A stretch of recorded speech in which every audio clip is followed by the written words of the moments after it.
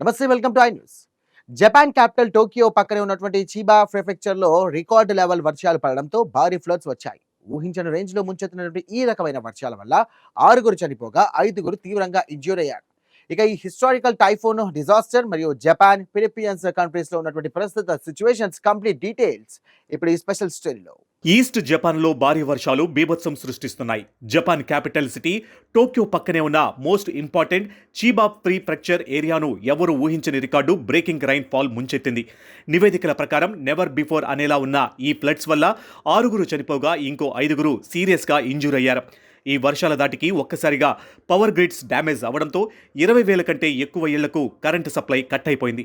ఇంకోవైపు టోక్యోలోని Narita international ఎయిర్పోర్ట్స్లో ఫ్లైట్స్ అండ్ ట్రాన్స్పోర్ట్ సర్వీసెస్ దెబ్బతినడంతో అరౌండ్ 7,000 మంది ప్యాసింజర్స్ రాత్రంతా ఎయిర్పోర్ట్లోనే స్ట్రక్ అయిపోయారు. సడన్గా వచ్చిన ఫ్లడ్స్ వల్ల చీబాలోని ఒమిషి రాసాటోలో సిటీలో రోడ్ల మీద కార్లు, వెహికల్స్ నీళ్లలో కొట్టుకుపోతూ కనిపించాయి.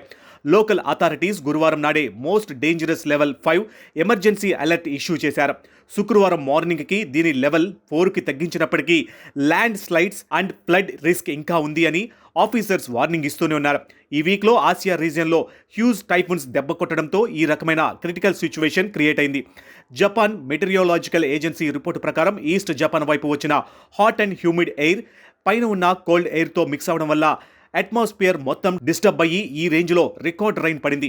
ఈ సిచ్యువేషన్ జపాన్ హిస్టరీలోనే మోస్ట్ అన్యూజువల్ అని చీబా గవర్నర్ తోషిహిటో కుమాగాయ్ శుక్రవారం ప్రెస్ మీట్లో చెప్పారు. తాను ఫాస్ట్లో చాలా డిజాస్టర్స్ చూశానని, కానీ ఈ రేంజ్ వరస్ట్ సిచ్యువేషన్ ఎప్పుడూ ఎక్స్పీరియన్స్ చేయలేదని ఆందోళన వ్యక్తం చేశారు. టోక్యో పక్కనే ఉన్న చీబాలో గురువారం ఆఫ్టర్నూన్ నుండి గంటకు 100 మిల్లీమీటర్ల కంటే ఎక్కువ వర్షపాతం రికార్డ్ అయింది. ఇది నార్మల్గా ఆగస్టు మంత్లో ఉండే యావరేజ్ వర్షపాతం కంటే 3 టైమ్స్ ఎక్కువ కావడం గమనార్హం. జపాన్ హిస్టరీలోనే ఇప్పటి వరకు రికార్డ్ అయిన హైయెస్ట్ రైన్ ఫాల్ ఇదే కావడం ఈ డిజాస్టర్ తీవ్రతను చూపిస్తుంది.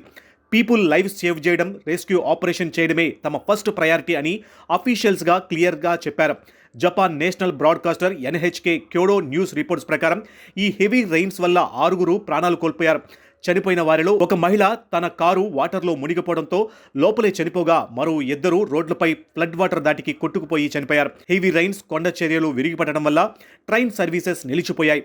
మేజర్ హైవేస్ను కూడా క్లోజ్ చేశారు. గురువారం రోజునే 1,00,000 కంటే ఎక్కువ కుటుంబాలను సేఫ్ ప్లేసెస్కి ఎవాక్యుయేట్ అవ్వామని ఆర్డర్స్ ఇచ్చారు. Narita airport transport system damage అవడంతో థౌజండ్స్ ఆఫ్ ప్యాసింజర్స్ రాత్రంతా ఎయిర్పోర్ట్లోనే వెయిట్ చేయాల్సి వచ్చింది. అలాగే మెట్రో స్టేషన్లలో చీబా గవర్నమెంట్ బిల్డింగ్లో ఇంకో 1,800 మంది షెల్టర్ తీసుకున్నారు. ఫ్రైడే నుండి ఫ్లైట్స్ నార్మల్గా రన్ అవుతాయని ఎయిర్పోర్ట్ అధికారులు చెప్పినప్పటికీ కొన్ని ఫ్లైట్స్ డిలే అవుతున్నాయి. ఈ డేంజరస్ టైఫూన్ ఎఫెక్ట్ వల్ల కేవలం జపాన్కే పరిమితం కాలేదు. పక్కనే ఉన్న ఫిలిప్పీన్స్ కంట్రీలో కూడా ఫ్లడ్ థ్రెట్ పెరగడంతో government schools and offices close చేసింది. ఈ సేమ్ వీక్లోనే జపాన్, ఫిలిప్పీన్స్ అండ్ చైనాలను డాల్ఫిన్, చాన్ హోమ్ అండ్ పీలో అనే 3 టైఫూన్స్ ఒకేసారి హీట్ చేసి భారీ వినాశనాన్ని సృష్టించాయి. డాల్ఫిన్ టైఫూన్ జపాన్లోని ఒకినావా ఐలాండ్ను హీట్ చేసి చెట్లను కూల్చేయగా, చైనాలో కూడా మోస్ట్ పవర్ఫుల్ టైఫూన్గా మారి ఏకంగా 10 లక్షల మందికి పైగా ప్రజలను ఇళ్లు ఖాళీ చేసేలా చేసింది. ప్రస్తుతం ఈస్ట్ ఆసియా రీజియన్ మొత్తం క్లైమేట్ చేంజ్ వల్ల తీవ్ర భయాందోళనలో ఉంది.